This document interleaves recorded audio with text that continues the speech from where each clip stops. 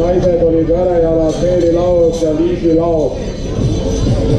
Nii välemeid või naisi mehed kätte saa, aga selgub, et Keskkonnaministeeriumi töötajad olid, kes seal kohmetunud paadis kohvitsesid ja vaatan, Heiko on sealt tulemas ja kes on Heiko, mis neil paadi number on koguni olnud 666. No selge, see on vana saatana enda number, paatkond number 666 on neile finishisse jõudnud ja kes pidid siis kõik selle paatkonna koosseisus siis Taimar Ala ja Heiko Heitur ja kõrbehuntidega ning Keskkonnaagentuur, nii nagu mõtlesin ka tegemist on.